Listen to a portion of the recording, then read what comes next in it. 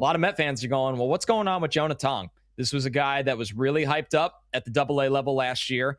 He was really hyped up when he got here, and he wasn't ready, and that's not Jonah Tong's fault. He was basically deemed untouchable throughout this offseason. The Mets opted to trade Brandon Sproat as the pitcher headliner deal in the Freddie Peralta trade. And it just feels like he's had some blow-up starts down in Syracuse this year, Joe. So what is the story with Tong right now?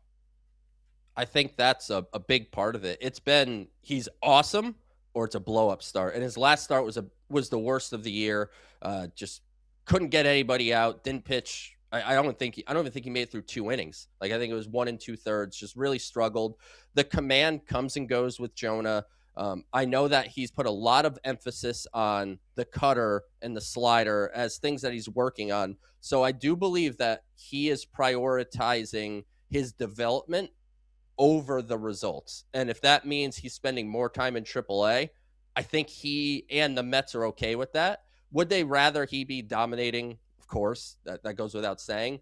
But they're encouraged with the way the cutter looks. Like, it's grading out on like stuff models to be at least an average pitch, if not maybe a tick above. And he's throwing it in the strike zone. It just needs to be better within the confines of the strike zone. The stuff is there. The upside is there. There's still a lot to love about Jonah Tong. It's just been real highs and real lows so far this year. And I think we'll see him at some point this year. Hopefully he could just find some more consistency, specifically in the throwing strikes category.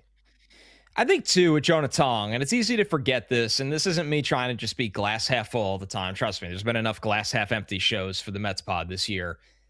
He's still 22, Joe. Yeah. And we're talking about Thornton, I believe, is 24. I have to check when his so he's 24. Yeah, he'll turn 25 next winter. So he's 24. Is it Christian Scott already 26 or 27? Yeah. Yep. When it comes to he missed the time. We know that. Because a guy, it's almost like a blessing and a curse when a guy gets so hot so early in his career. Jonah Tong was 21 years old, pitching lights out in AA Binghamton. And then, you're sitting there and you're going, do we have a phenom on our hands? And the guy comes up early, and he's not a phenom right now. He needs a lot of work.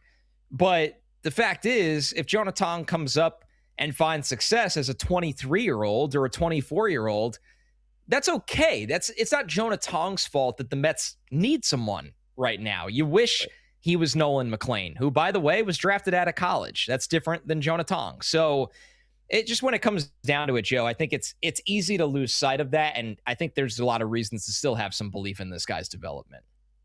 No question. The stuff is there, right? The fastball with the IVB that you talk about, that's still there. He's actually locating the curveball a little better this year than he did last year. The changeup is a pretty good pitch. He gets the extension that you're looking for. He's still missing a ton of bats, so it's not like he's getting whacked around the yard. He's struggling some with the home run ball, but in general, it's not like hitters are absolutely decimating the ball off him all day.